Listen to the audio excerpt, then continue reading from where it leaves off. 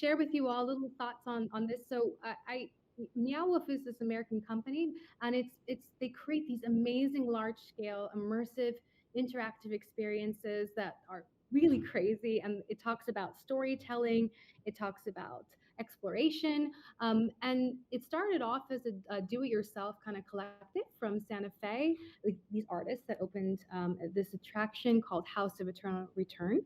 And what's amazing about these places is they really play with, they encourage like audiences to participate. And instead of going with something that's kind of minimalist and how a lot of people have defined like architecture in general is kind of like, um, you kind of watch and you look, but here these are incredibly immersive, very much layered. And because they've been so successful on so many ways, they have grown so large to have this some new places such as Convergence Station in Denver and Area 15 in Las Vegas. And it's just my absolute pleasure here to introduce you to Lisa, Caity, and Dani. And I will let them take the stage to begin with.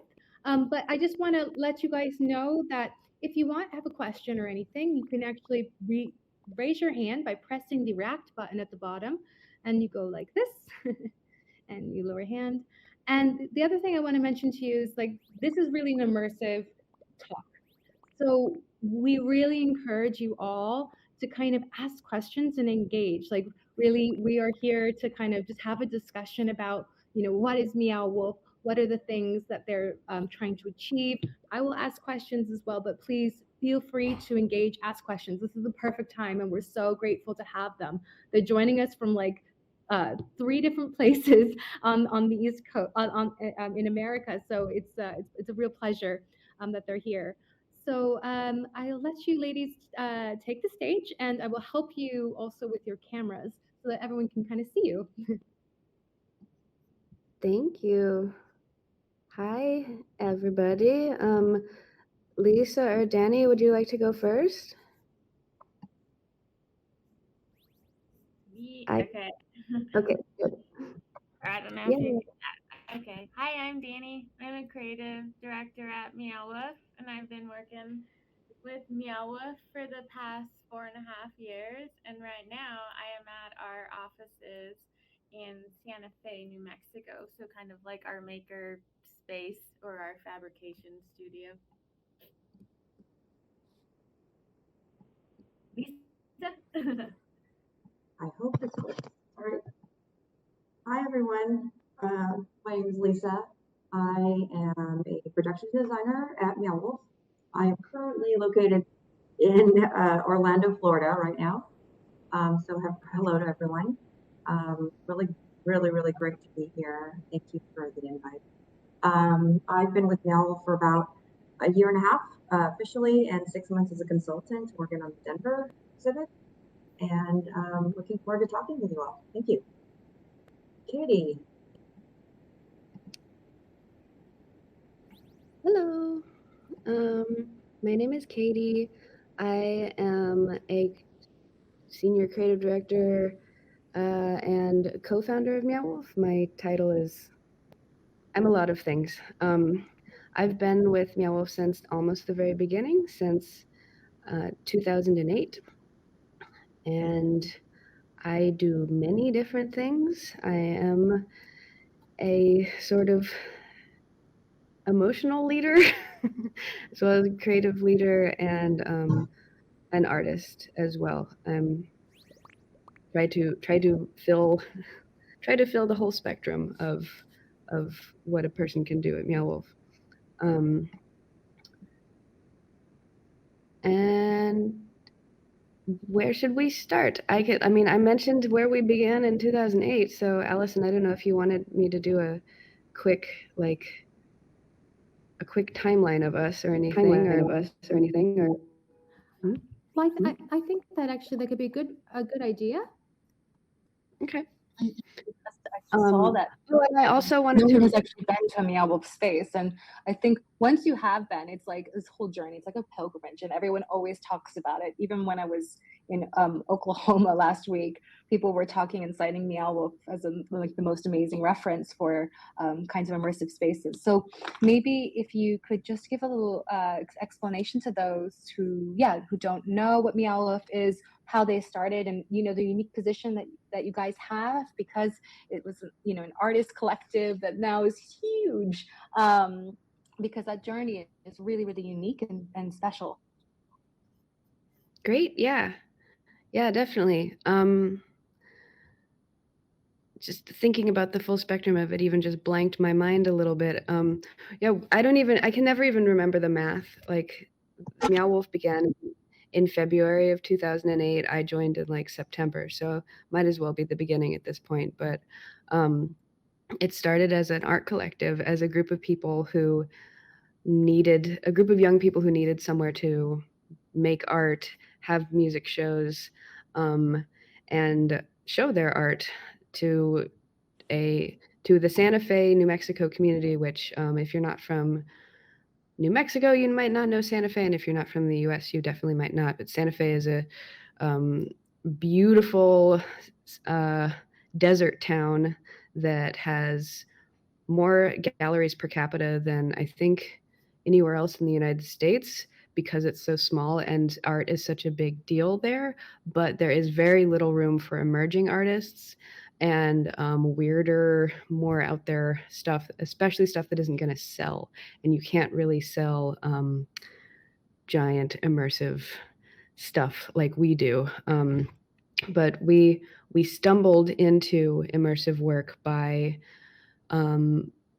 essentially by bouncing off of each other. By the first show that happened in the space, they were going to do paintings, and then they had some time, so they hung their paintings, and then they painted the walls next to their painting. Then they started stringing yarn and like found objects around the room, and ended up making this immersive installation pretty much just as for fun, to entertain each other.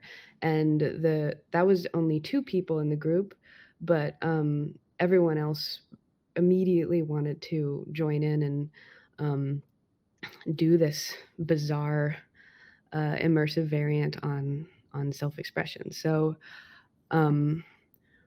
we were just, most of us were 20 somethings who were doing restaurant jobs in order to pay rent on our houses, and if hopefully add some rent to our weird warehouse we were working in. And so we would meet at 9 o'clock once a week, 9 o'clock at night once a week, because that was after 9 or 10. That was after most people's shifts were over. It was very much like a volunteer-based passion project that it was like, if you wanted to do something, you just did it. If you wanted to join, you just walked in the doors. If you wanted to get help, good luck. It was like kind of up to you to drum up the enthusiasm from others to help you do stuff. And as we learned more about building, as we learned more about installation art, we outgrew our warehouse and got a couple of invitations in Santa Fe to build very big things in some of the biggest spaces available in Santa Fe. And we were continually blown away by the public's interest. We built a 75-foot long 2-story boat in this giant gallery in Santa Fe, and thousands of people came, and we asked for suggested donation, and people like happily like came back and gave us more. And we were like, wow, people will pay to see our art? Like, this is amazing. Like, maybe we could ask people to give us $10 at the door in general, and then maybe we wouldn't have to have all of these restaurant jobs or whatever in order to survive. So after a few more years of doing a lot of traveling to other cities to do shows as we outgrew Santa Fe, we finally found a place in Santa Fe where we could build a home, where we could build something permanent for the first time. And we started fundraising and trying to figure out what we needed to do in order to build something permanent and safe, and provide money to ourselves and all of the artists so that they wouldn't have to work for free. And so that ideally it could be our main job instead of something else. And we had no idea what we were doing in most respects. And we even had people tell us to stop because we were going to destroy the. There were people who thought that we were going to ruin the reputation of Santa Fe arts in such a way that people wouldn't fund anything anymore. It was wild. Hold And on, we hold on. thought, Can I ask you a question there? And what was yeah, the argument of you ruining something? Like, I'm, why? I'm not completely sure. I think people thought that we were seeking to raise more money than, a lot than some of the art institutions necessarily seek to raise at once. Mhm. We were seeking to raise at first like $1 million.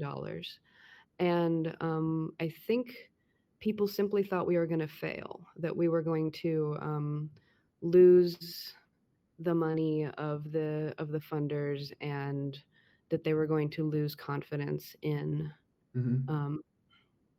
and lose money.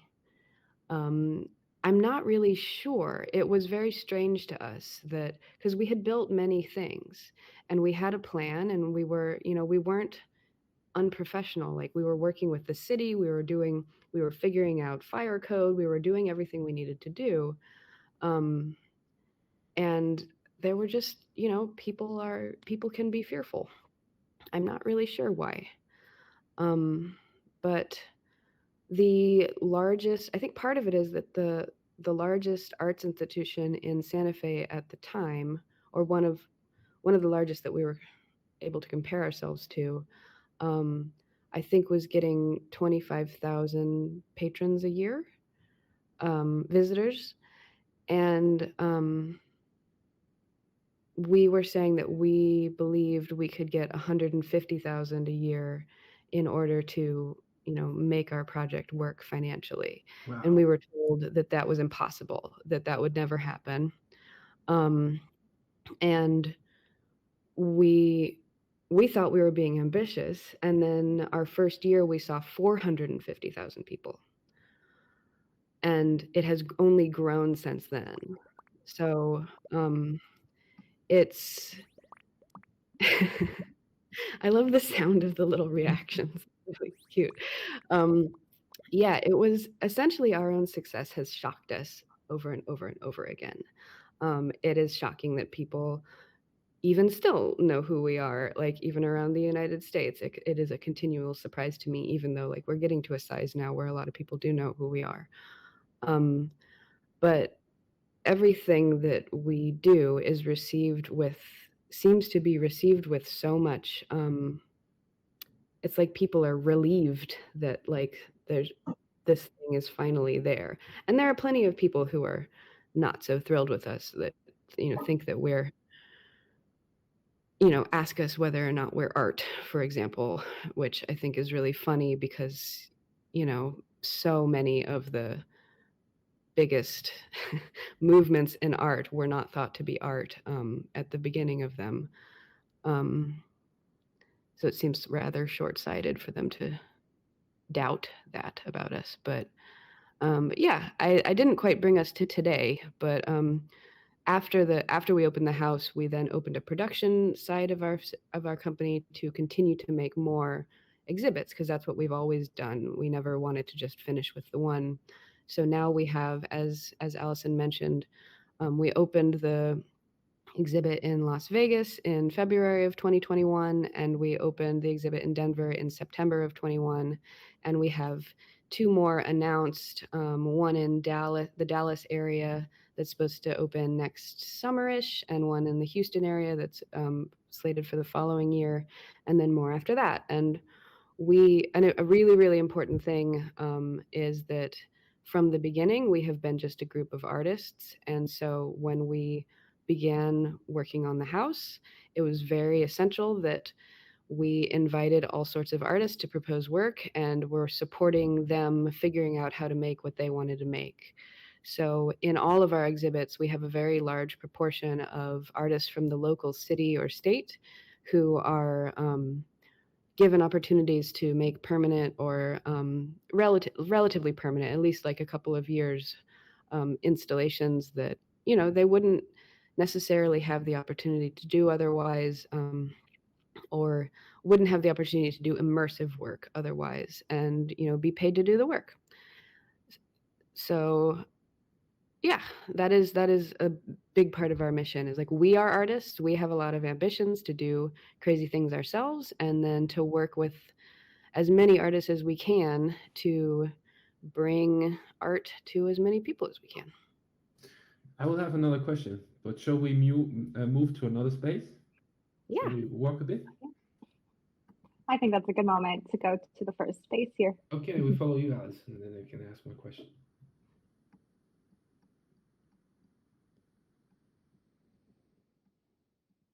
Should we go in there? Okay, let's go.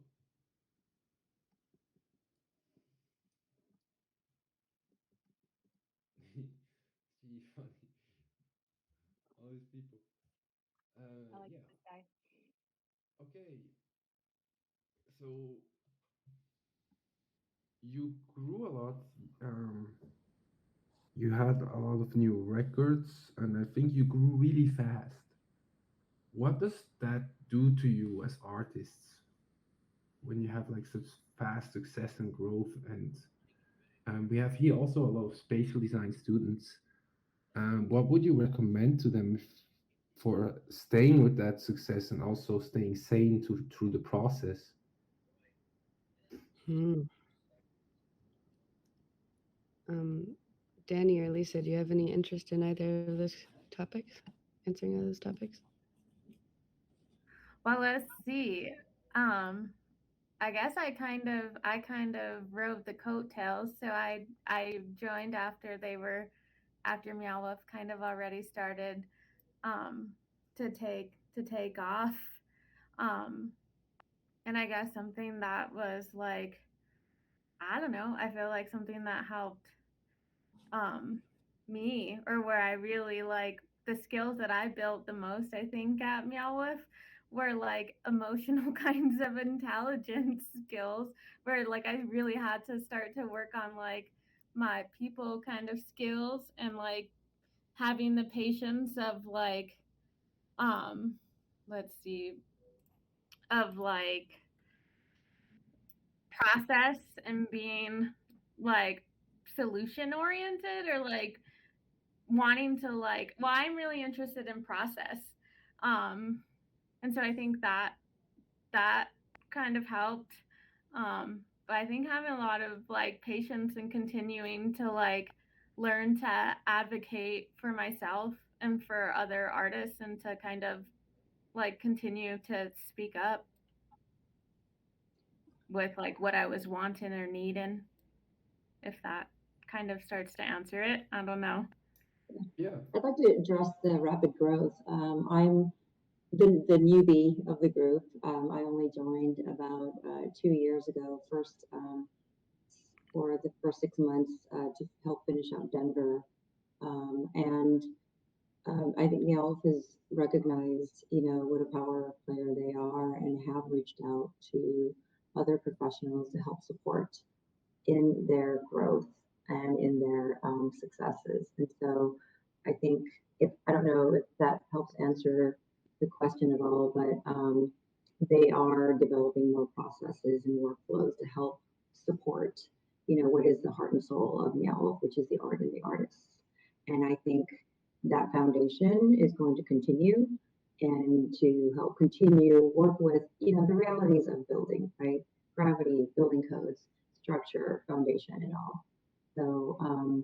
So yeah, I think they're taking a really great approach, but still maintaining and protecting what's important, which is the art and the artist. Yeah.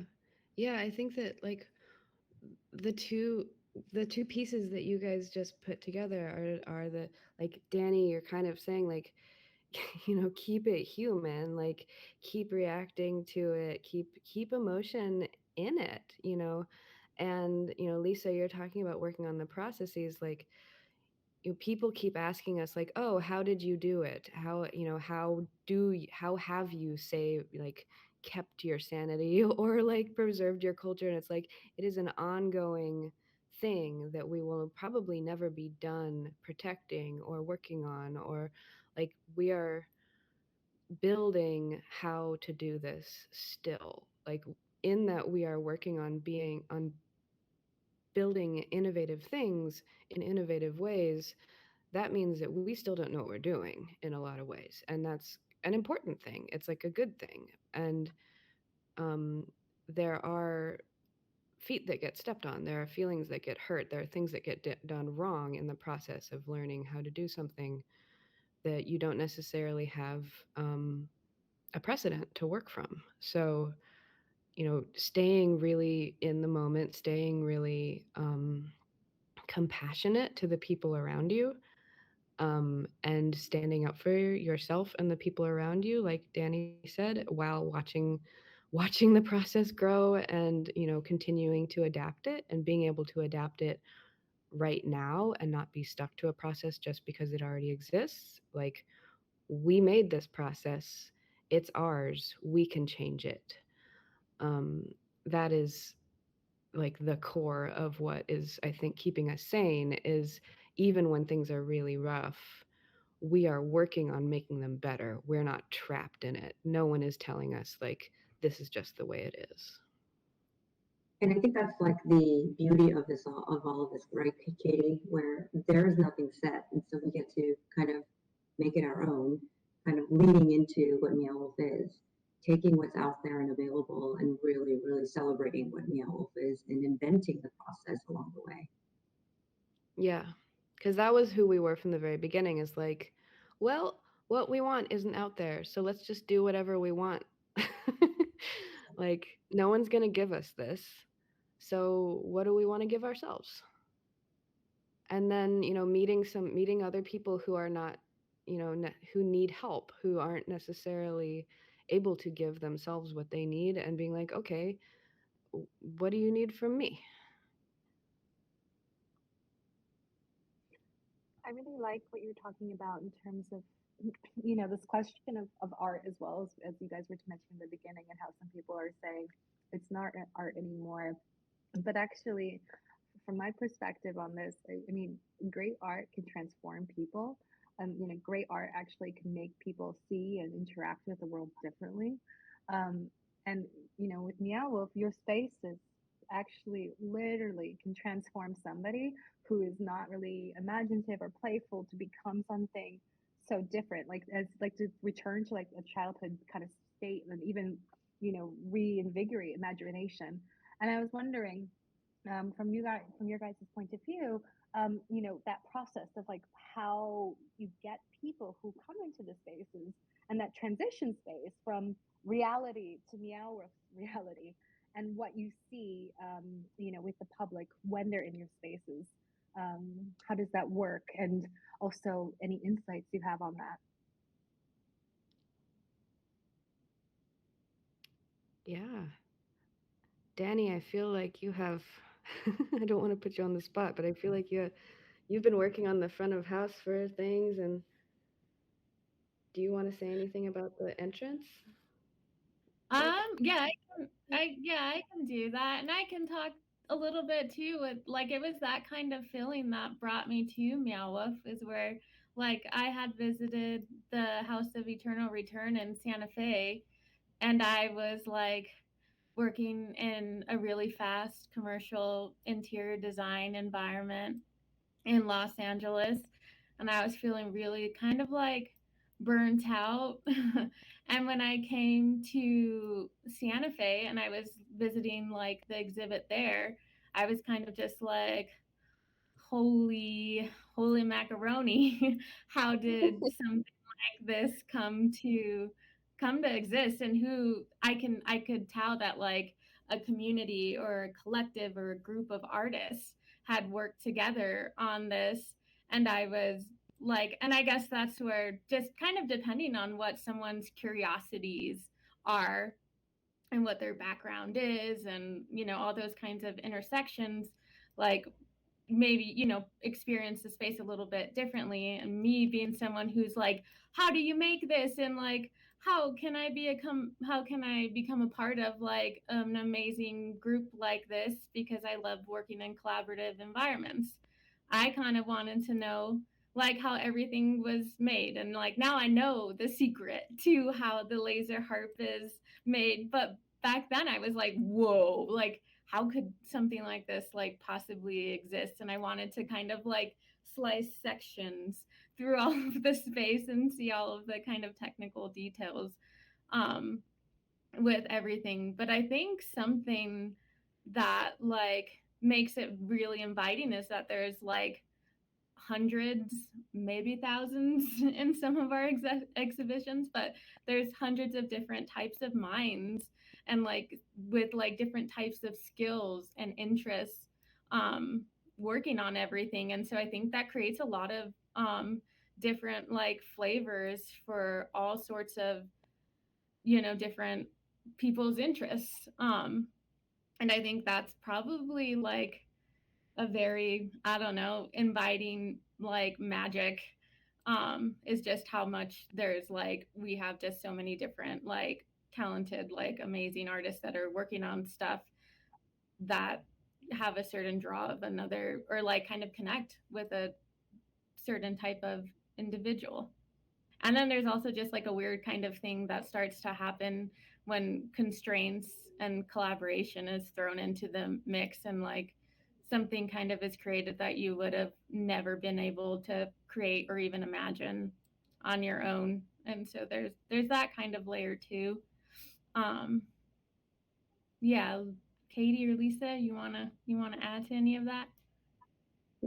I wanted to quickly share that I'm at a conference in Orlando, Florida right now, and it's an international association of amusement parks and attractions, and we're here, looking for various vendors who can help support the physical build of a lot of our exhibitions. And a lot of them would start out with saying, "We're familiar with Meow Wolf, but can you tell us more about what Meow Wolf is?" And what was really interesting is that depending on how many of us Meow Wolf people were there in the meetings with him, we would all have very different stories and interpretations of our own experiences. And so I think that, that was really revealing in how it's really hard to say other than what you experience yourself as a human being. And so I love that Meow Wolf provides that ability to just go in there and just follow your intuition, follow your feelings, follow your emotions, even if it's for that day, to go and just find out what it's about and see how you discover that, into your own life. And coming from a very, very,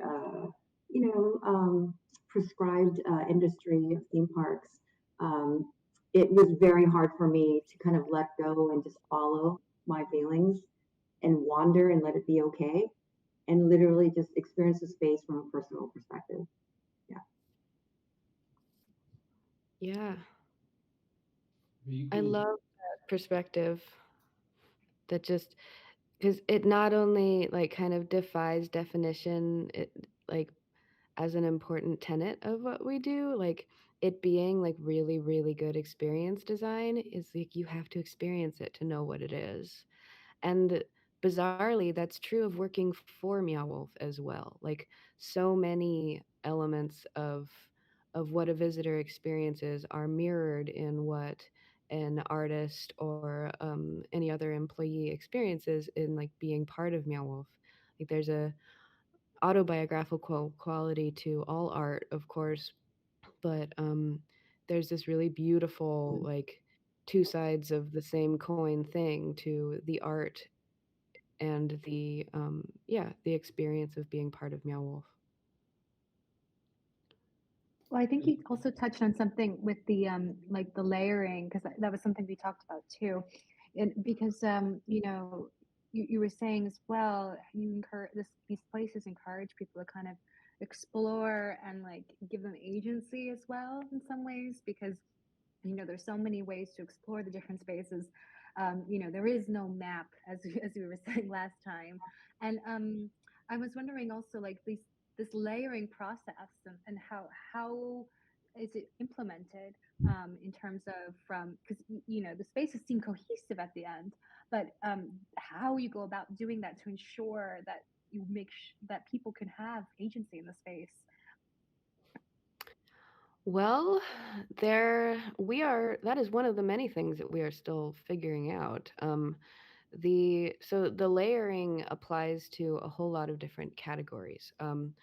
One way of looking at layering, for example, is that simply many of our many of our spaces are very maximal. So there is just a huge volume of detail that, like, from afar, you see one thing, you come closer, you see something else, you look extra close, you see, even more. So, like, having the layering of just richness of detail is pretty core to our aesthetic identity.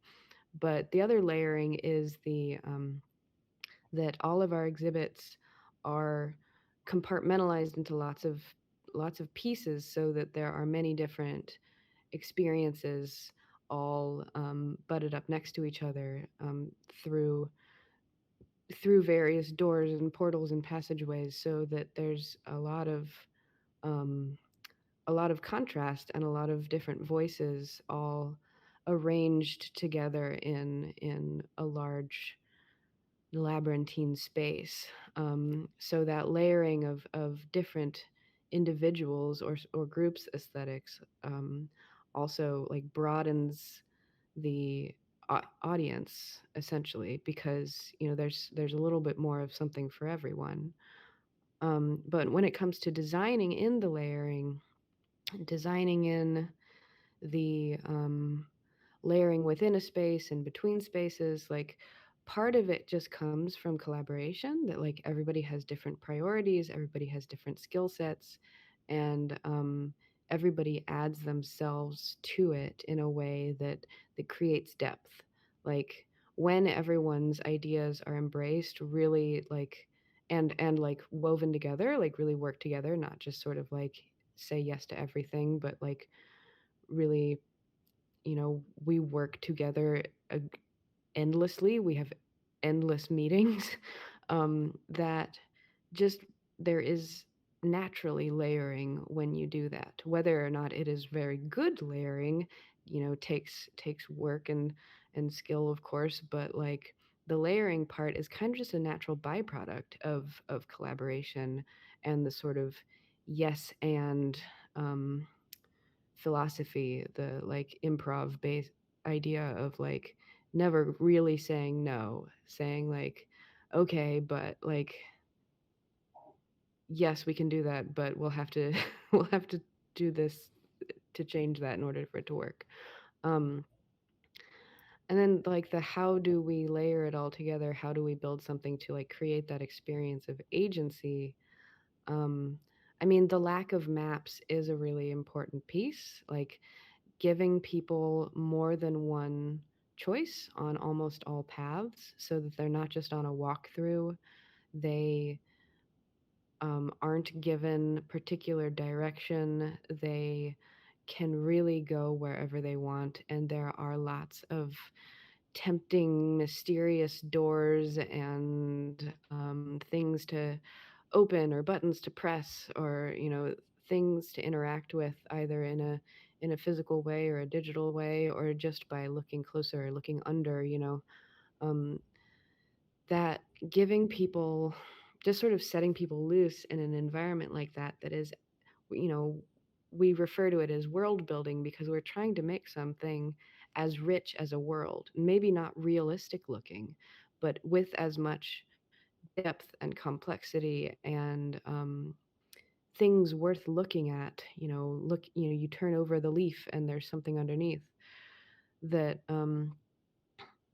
it invites that exploration. And once you realize that that exploration will be rewarded with something worth seeing, um, you very quickly get into a very childlike way of, like, running around wanting to open all the doors and look under all the rocks.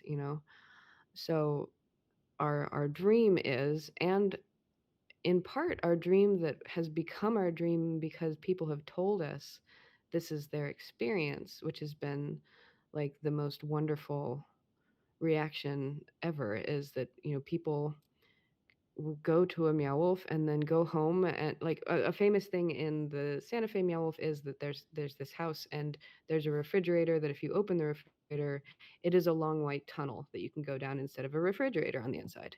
And it is a famous thing that everyone likes to, make sure that they get to do when they go.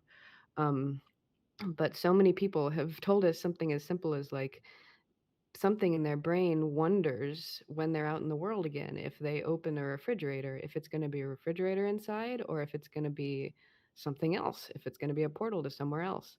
If when they open the closet door in their bedroom, if it really is going to, go on forever and take them to another world. And that curiosity, that like re-sparking of imagination, is like you couldn't ask for a better reaction to art. It's like the most wonderful honor that people have that experience after the fact. So that's not about layering anymore, but it does layer in a way the outside world. It brings the outside world into the exhibit experience. It like blurs the edge of like where does the art end, and that I think is again one of the best results possible. Yeah, Katie, it's kind of like, like making the ordinary like extraordinary again, or like just so much more expansive. I Yeah. love it. Just takes you back into your childlike phase when you didn't worry about rules and regulations and borders, right? When I do go into our exhibits, I do look for children to follow because it seems like they have the greatest ability, to go and look for things without any barriers. And it's just so wonderful to see. Yeah.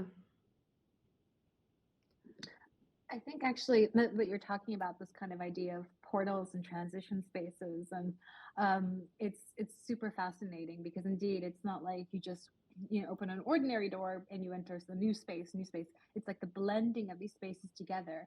And I'm thinking maybe it could be a good moment now, like actually for you guys to show us a little bit more about even like this space that we're in, and maybe we can fly up to like the above Yeah. layers so that we can we can see it together. Because yeah, this kind of transitional spaces are like incredibly well done. Like you don't have a black or white. So I think for everybody, if you just type in, maybe actually it's already enabled. No, if you type in the chat field, I just type it in here, and if you type that in, you should be able to fly. Type what in? It's in the chat field. I have something that's called like backslash or front forward slash fly. Or if you type in G, I believe. If you use the letter G, you can also fly. That's actually easier. So we're flying up. Yeah, we can fly up to the next Go space out. because of this model. Because it's interesting to see that kind of idea. And then you can explain a little bit more about this space in particular, perhaps. Do you want to go up and Yeah, Katie, out and up the stairs? I Or think whatever. the kind of process and the way that it kind of adds to layering with like Cosmo in Numina, which is what we're inside of, right? Is that still called Cosmo? That's, Yeah. yeah, I think that's kind of like an interesting like process, which yeah, like kind of really adds to the layering. So I can like I'll talk a little bit about my experience with Cosmo and my understanding of it, and it would be great to Yeah. hear, like the kind of what, yeah, your experience of it. But I think something that is like pretty like interesting, and just since we're kind of in Cosmo, or at the bottom we were in what I know as Glam Garden, which was like an artist led space by like Maggie and Brandy, two of our artists here, um where I think this space that we're in right now, Cosmo, that was like a space that, or like a beam that had been concepted by a fabricator and an artist, who like had this idea for this, what is it, a yeah, cosmohedron. It's like 3 layers of this kind of stacking, and then they had kind of proposed this, and I don't know how this part worked because I wasn't here exactly, but then they kind of like maybe Caity or somebody found like a home for like where Cosmo could live, and then we had a design team that kind of worked with incorporating it into the architecture of the space that was kind of being planned there. And then in each of the different levels, there were different artists who had proposed like different environments or what they were kind of interested in exploring in each of these spaces. And then they worked with like a ton of other artists to kind of develop those visions. And Yeah, Caity. it's like it's very much like a, like a nesting doll, this space in particular. We can see in one of the other rooms, there's a 360 photo that'll show the very large room that this structure sits inside of. This structure is in the Denver exhibit, and it's in a giant room that's like a little ways in. Like, it's not the first thing that you see. um, the giant room is like a organic green space, and then this structure is, yeah, this bizarre kind of snowman shaped um, seashell thing called the cosmohedron. And as Dani said, like, an artist proposed the piece, but he actually proposed it as this kind of like prehistoric spider skeleton. This like really wild giant spider exoskeleton. And I worked with him to rearrange it so that it would fit in the space and so that we could put stuff inside of it. And the room at the bottom was another proposal. The room that we were in, I actually just asked a particular artist to develop a room for this space, with all of the with the shape of the room already kind of an idea. And the room at the top, um, I, someone was curated in, but then they left, and someone else wanted to continue with their idea, and we made sure that everybody felt cool with that. And then they took the idea and made it their own. So there are like lots of different ways of working, even just stacked within this one structure. Um, and we also had to completely change how we were working several times because we learned new things about fire code restrictions like 2 or 3 times as we were building this thing. But it is also, you can't interact with it here, but there's some really lovely interactivity in each of these bays where the benches are. There's this like beautiful touch-based sound and light interactivity, that if you touch this sort of glowing sculpture on the side of each little window, um, it starts a very localized, quiet sound that sounds like some like animal or element or even human sound, and sparkly lights kind of come up from where you're sitting onto the ceiling. And then if everyone presses on them at the same time, it sets off this kind of crazy mode where all the lights in the room are twinkling and changing colors, and the sound is really like big and elaborate. So, including some collaborative interactivity in the space too. I love that what you say about the collaborative part, the interactivity, because I think if any of you guys know a lot of other immersive spaces, when you see pictures of the spaces that are trying to sell the concept, even though they're meant for public, they're like usually empty because they're best experienced when they're empty. But with like Meow Wolf, I feel like your spaces is actually, it makes even more sense. Like the more people are in there, and I love that. Yeah, I just was wondering if you had any thoughts as well on that, this collaborative aspect of it. One of the loveliest things is that, there are like planned collaborative things like the interactivity that I just mentioned, there's also this really beautiful collaborative atmosphere that develops because people don't know what to do, because there is no map, there is no checklist. People are wandering around discovering things, and very often will, ask random people around them, if they've seen this or that, but also they'll turn to someone and be like, hey, look, if you tap on this, it'll light up. Or, they'll like share with each other the things they've discovered with strangers. And that was unexpected, to say the least. Like, to be perfectly honest, a lot of us in Meow Wolf are decently introverted. We are artists. We like to like spend time together, but like kind of in our own corners making our stuff at the same time. And we were so like shocked and delighted to find that all these strangers were engaging with each other because they were exploring next to one another. So the like collaborative atmosphere, like we didn't even have to design like a collaborative game. We didn't have to design something that required everyone to work together.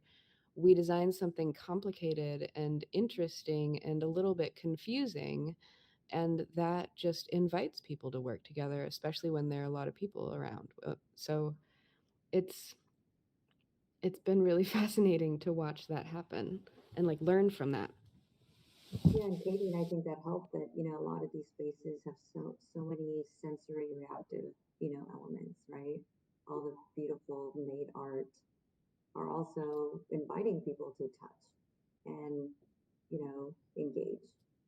And I don't know if that was like completely planned or not, but it was definitely, very supportive of people to start like engaging with each other. I think that was very successful. Yeah. Well, and that it's, touch reactivity is not just an on or off switch, and Right. there are so many.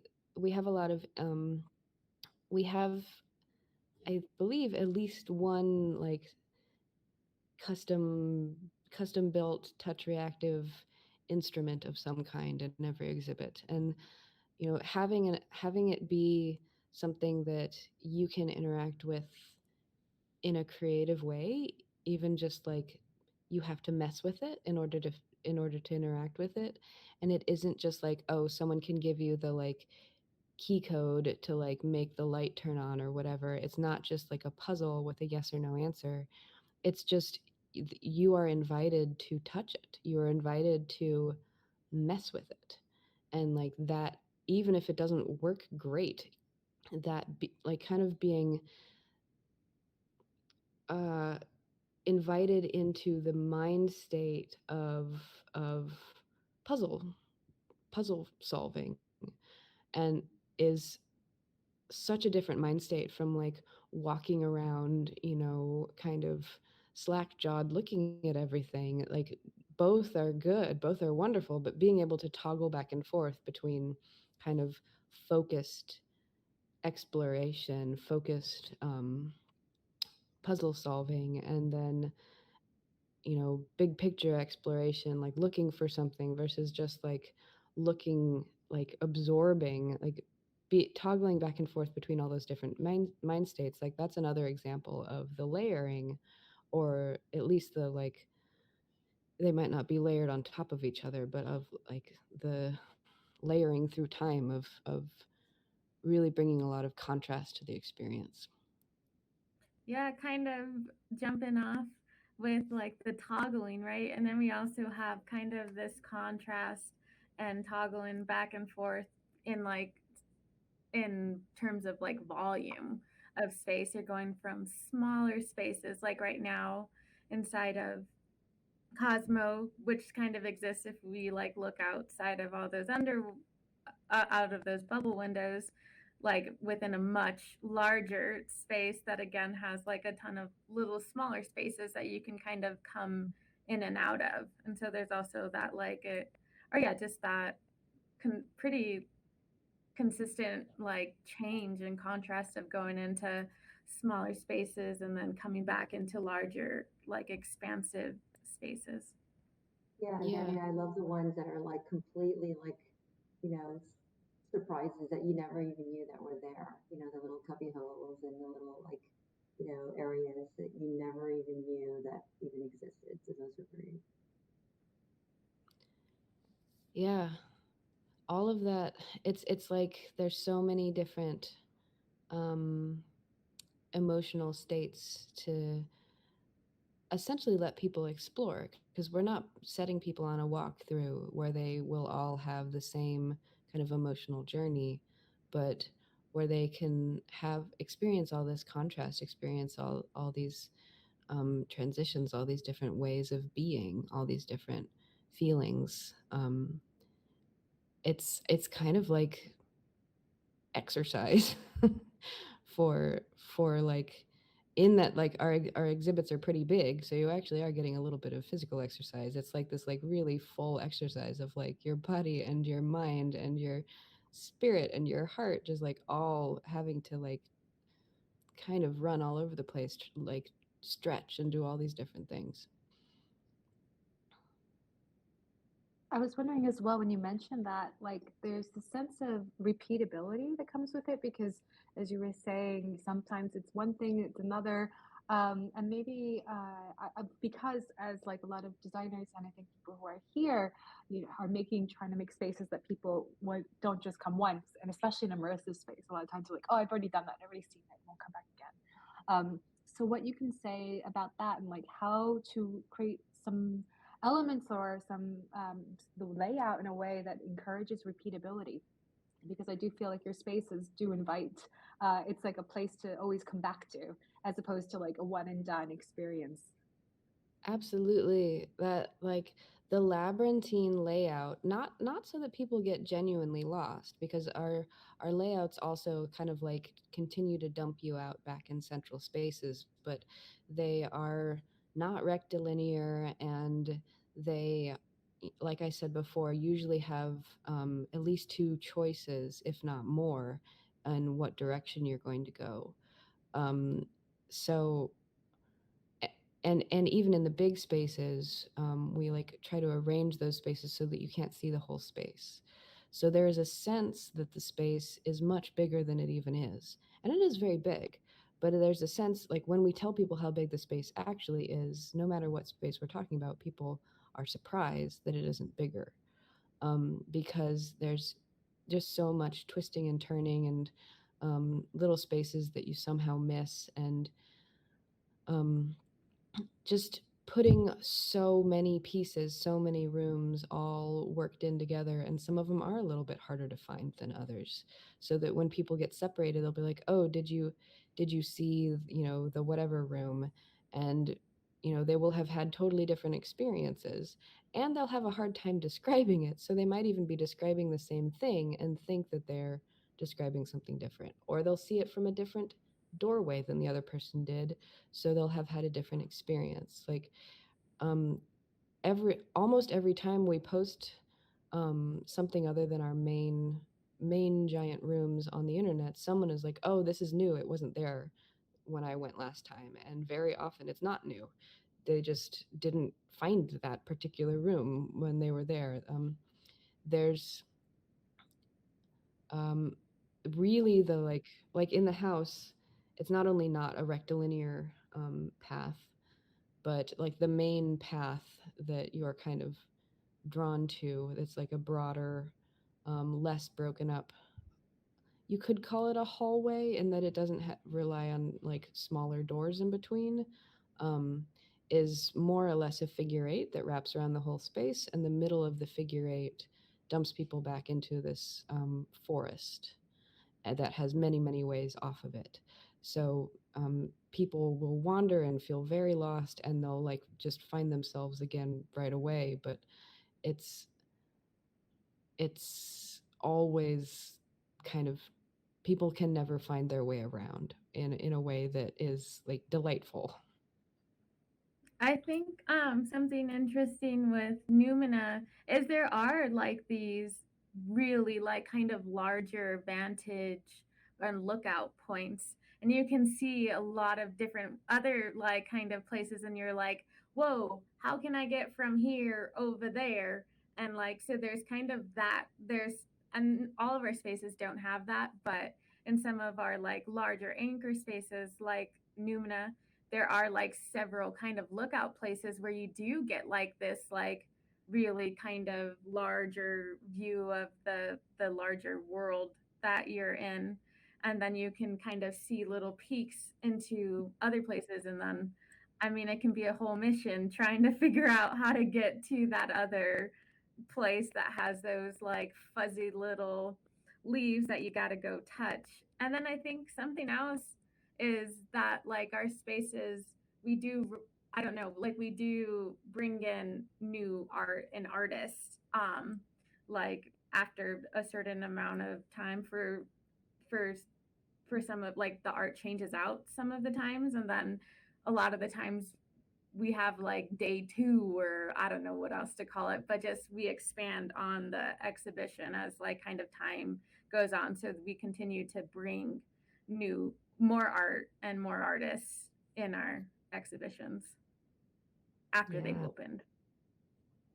Yeah, and I think that perspective that you're talking about, Dani, is really important because, you know, we do have like the bird's eye perspective. We have like an owl's eye perspective. If you're like caught inside one of those cubby holes in the trees or in the carving.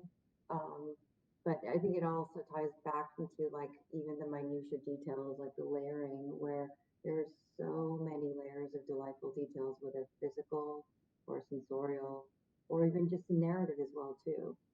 So it's like you need to come back almost in order to feel like you have seen everything. But even after a certain amount of visits, every time you talk to someone, you always feel like you've missed something or that there was something new. And I think those delightful surprises is one of my favorite things about what Meow Wolf does. Yeah. I think it could be nice actually to show us the other model, because it has because this one is very like abstract, but there's another model in here of a space that has like really interesting storytelling layered. So that question of detail, if you guys would want to go there, just kind of explain you know, how this transpires into even like graphic design and like and even pulling on the ideas of the mundane and pressing it forward. Do you think that's a good idea, or? Let's do it. Yeah. There's also more in this space. People should come back and look. Allison. Oh yeah, we can go up one more floor first and then fly out from the top, because it's very cool what they have.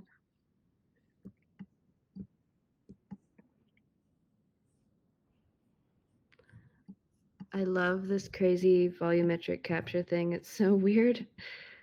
It's like decently different from the original thing in a way that I think is really awesome.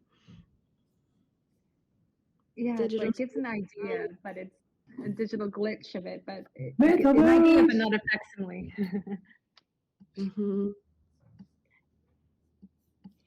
Cool. Oh, and then the photographs, they're like floating photographs on the walls, like in the space that close to the cosmohedron show pictures of it in the space. And then there are a bunch of other exhibits in like over in this other room, but there's also down in this other room a 360 image that'll show cosmohedron in situation.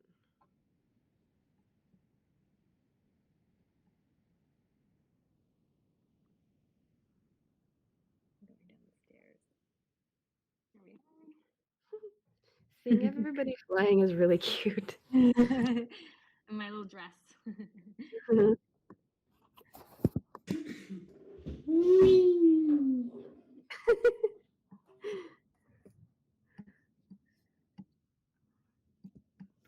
I also want to just like remind everyone, like to speak up if you have a question.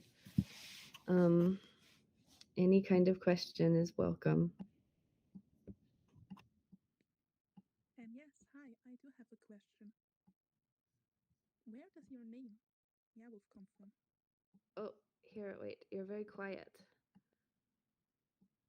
Oh, sorry, wait. Where is everybody?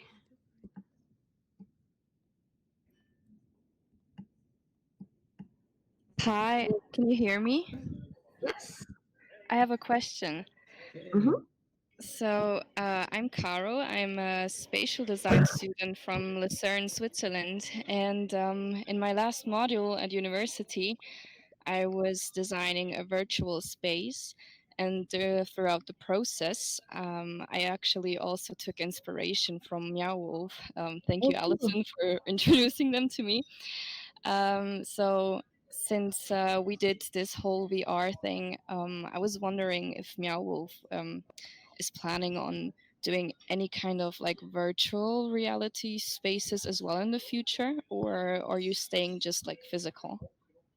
No, definitely, definitely. We haven't like figured out exactly what we want to do yet and how, but yeah, virtual reality is absolutely something that we want to get into. Virtual reality and mixed reality and like kind of you name it.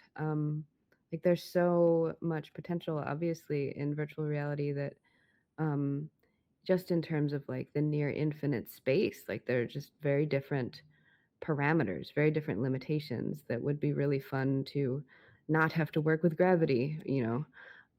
So we do have some like kind of test projects going, but in the future we absolutely want to, and also you know being in the business of physical build most of the time means that there are a lot of digital artists that it's harder to work with. So in order to work with more artists, we also want to work, you know, expand into the uh, digital world geographically in a way, you know, like include digital parts or virtual parts of our physical exhibitions, like where you can kind of bridge from one to another is a definitely a dream.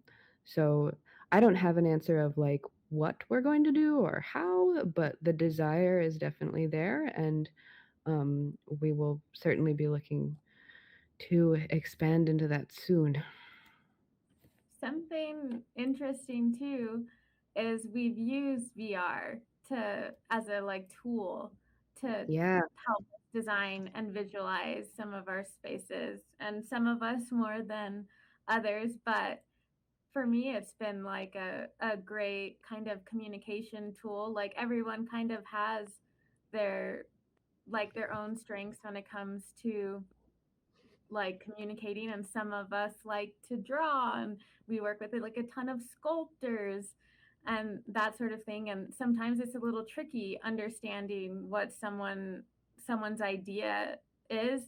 And VR, or like we were using Gravity Sketch because that like let us go, that worked really well with getting back into like some of our more like drawing kinds of programs, but we use that to help like understand like the volume of a space, or like maybe like sculpt some of the swamp skin or numinous skin now, or like lay out what one of the waterfalls might look like, or even for the Denver lobby, trying to figure out what like the quarter section of a black hole is going to look like in 3D space, where we were having like a lot of trouble just getting a sketch where I could understand what I needed to 3D model at the time, and then was like worked with an artist and set them up in VR to kind of um, like get a better understanding of what they were trying to create.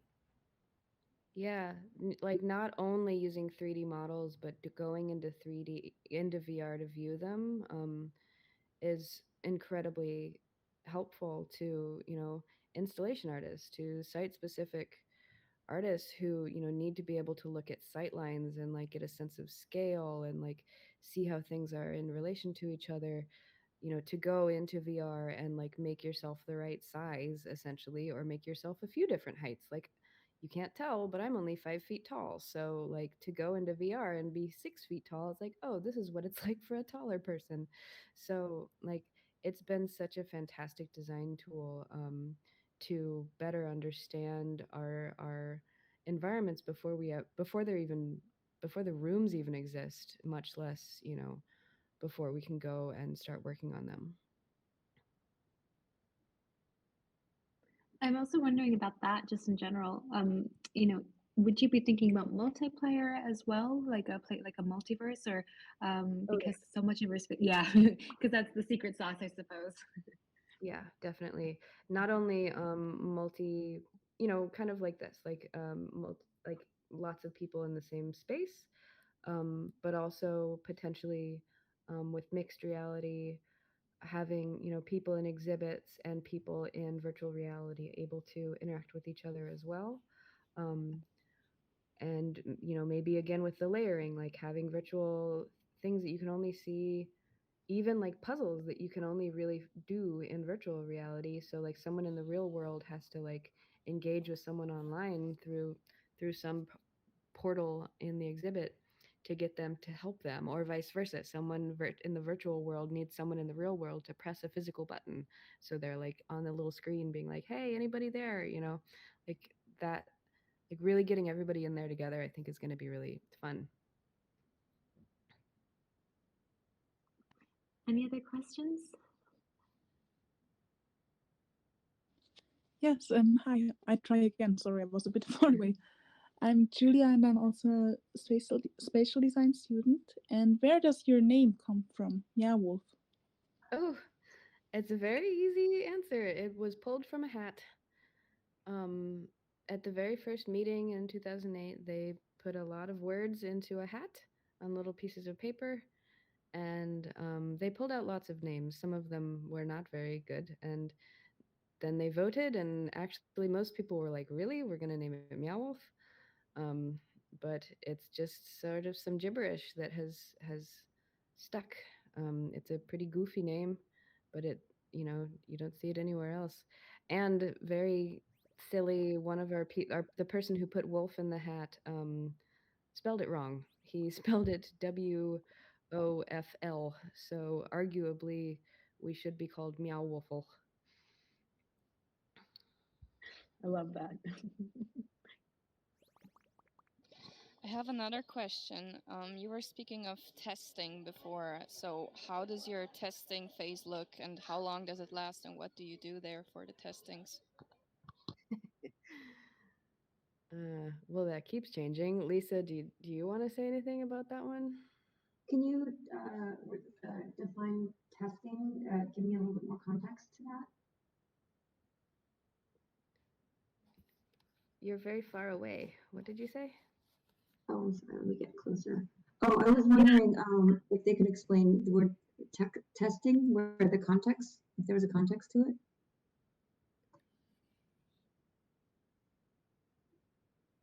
Um, I think we mentioned testing at some point, is what they were saying. Okay. Yeah, I was kind of wondering the same thing. I didn't know what we meant by or testing or what. Are you Yeah. mean like play testing or kind of experimenting to see how things work before they're kind of produced or exhibited? I was thinking like before you put out a rooms or you, as an exhibition, like do you test how people react to it, and like how do you do that? No. I mean, that's not fair, but no, not a lot. Like really opening a room is um to the public. We have a soft opening, um or for at least for Vegas and Denver, we had soft openings, but they were kind of, Vegas in particular was very complicated because of COVID. Denver, we had soft opening, meaning like before we officially opened to the public and like sold tickets, we invited people from the community to come in most days for like, I want to say 2 or 3 or 4 weeks. I don't remember exactly. Just sort of like running it, just, you know, having, you know, the people running the exhibit working and trying, you know, learning how to do it, and having people in the exhibit and, you know, messing with things and breaking them. And it wasn't really a test period because the things were built. Like we, you know, opening was coming. That is really the most robust testing that we do, like just kind of right before opening. But then we do a decent amount of R&D on certain things, trying to figure out how to make technical stuff work in particular, and some material stuff, but we don't do a ton of testing. We have a maintenance team, obviously, that has a lot of work to do, keeping things up and going and keeping the technology working, keeping the moving parts working, and keep just fixing things that get worn down. And so they end up making changes based on what is breaking too often, or what is just never working sometimes. But really, we haven't given ourselves much in terms of a testing period, and we haven't really done any testing for how do people react to things. I I think I early feel on, okay. Go yeah, ahead. go ahead, Dani. I was gonna say, I feel like there's other couple of ways that I think that we do testing and like much smaller kinds of ways where like with a lot of our kind of interactive elements, like or maybe we're trying to set up like this whole kind of telephone system that's gonna connect different exhibits or something, where we set up a lot of that stuff here at our studio in CAT, or there's just like maybe that's what we would call like some play testing with some of our interactive elements. And we have an experienced design team that a lot of the time they're like kind of thinking about like, well, how is this person going to use this, and like kind of help guide with like given some feedback and ideas about how we can kind of create the experience that we're looking to create. And then I would say like a lot of the times we're like trying to figure out how to light this thing in a certain kind of way, and that's where we have an R&D team or a mock-up team that is like working creating like in like a scaled kind of version, or like yeah, kind of testing this lighting idea in like one of our like blackout cubes somewhere in the space.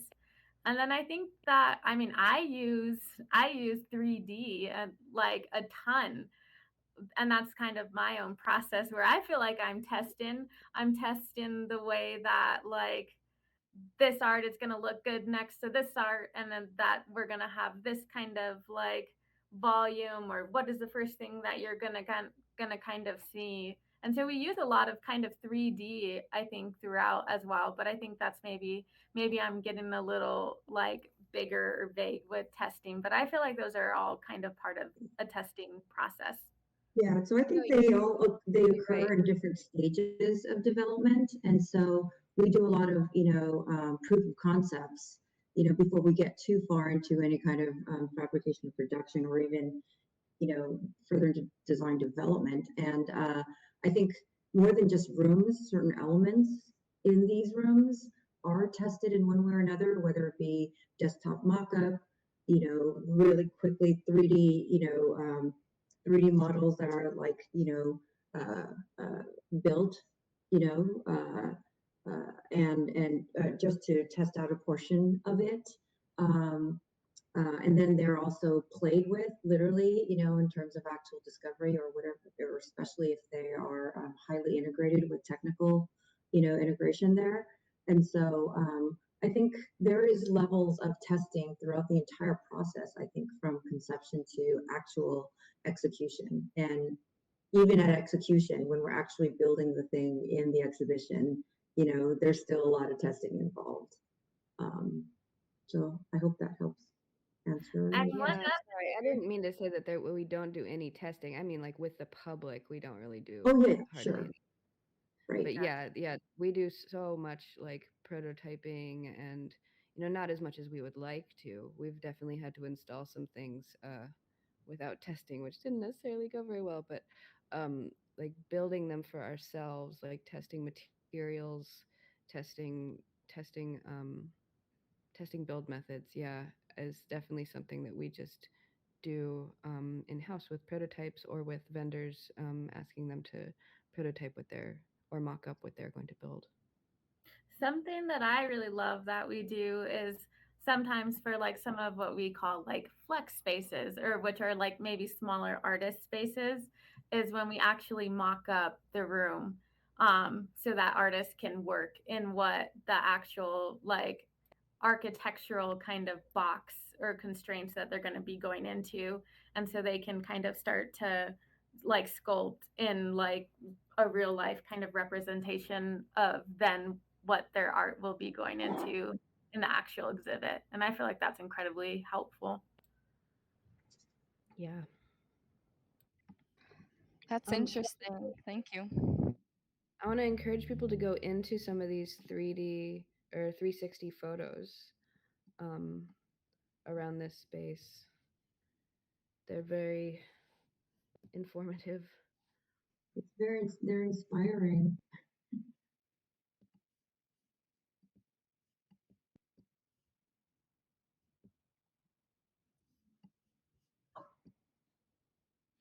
Yeah, I think all of these 360 kind of sphere things, those are all of Numina. So this is all from that anchor space where we were talking in for a bit when we were inside of Cosmos. So this is kind of the larger space that it's in. For the most part, there's some city street. I wish that I had more, like I really only had, it was only easy to find stuff from Numina because Numina is a project that I worked on, but we've done so many projects. It's really hard to try and show in any simple way what we've done. There's a really nice video playing kind of like on the ceiling that shows some of the bigger projects in Denver, but yeah, there's just so much, and there's so much detail within that is not shown necessarily in any particular piece of media either. So I definitely encourage people to, find our Instagram and our website and things. There's a lot of documentation there, and a lot of really wonderful videos that are like on YouTube. Some really cool like behind the scenes videos, and there's also like more videos being worked on right now.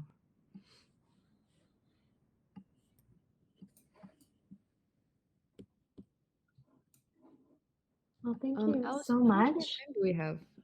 Actually, like we went a little bit over, but I just because people were asking questions. So actually at this point, what I would say is like, people are free. This space is open 24/7.